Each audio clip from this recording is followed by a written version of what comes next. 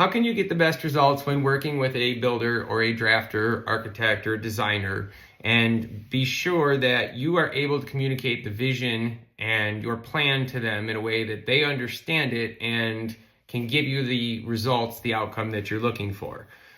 Well, here's what you need to know about going into that conversation and to help you get the results that you desire. So have you ever tried to share your story or your vision, your plan with somebody, and you felt like you were talking to a deer in the headlights? They just had that glazed over look on their face, or you feel like you're incapable of communicating it in a way that is going to produce the results that you desire. It isn't either of those. It isn't that you're talking to the wrong person, or that they're not a professional or not capable of grasping and delivering your vision. It's that it's not that you are incapable of communicating it in a way that produces the results that you're looking for.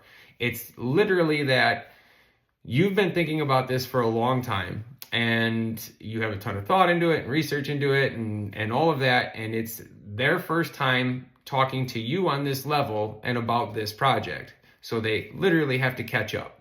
And I learned this by being a builder, talking to customers, and I would go and I would talk to them, and they would share their vision with me and share what they want to do with their project with me.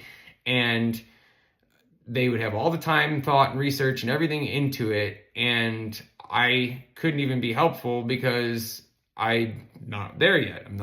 It's literally my first time laying eyes on it. And I had to learn to help them to understand that. So we met with the drafter this morning. We're sharing this build through these videos, and we met with the drafter this morning, and it got me thinking about how that rocky start in the beginning is always kind of weird, and what can I do to help people to be more prepared going into it and understand the dynamics of that relationship.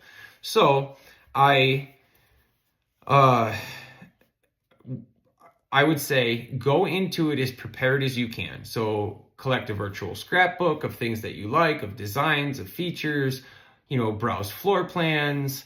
You can get your functional requirements, like what size rooms you need and everything out of your current house by literally like making a list of the rooms and what size you think works for you, and get as much information as you can and as much visual aid as you can and as much to help them to understand your vision and where you're coming from and what you desire as you can.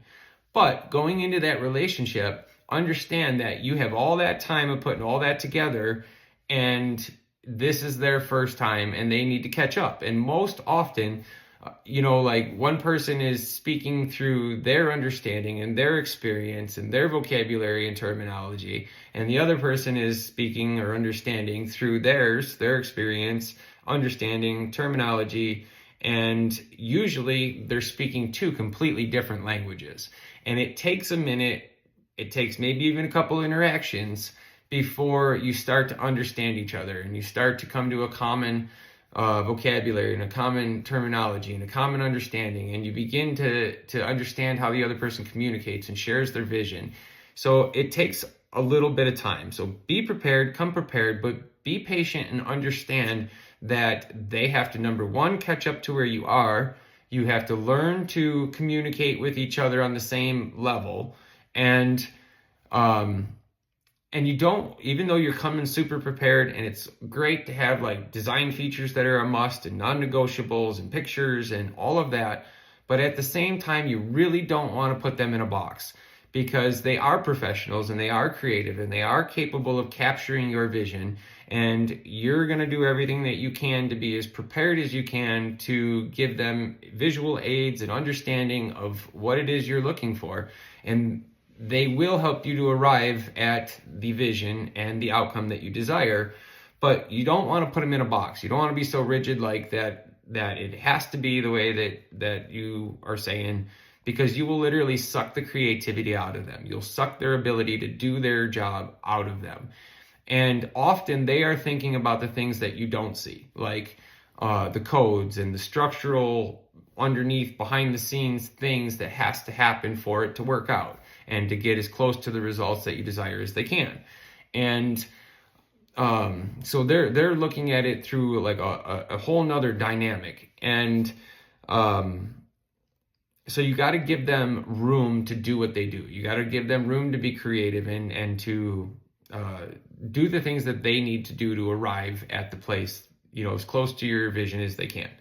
And you want to foster that collaborative relationship, because in that, the exchange of ideas and the exchange of thought and the exchange of understanding always arrives at a better outcome and a better experience through the process.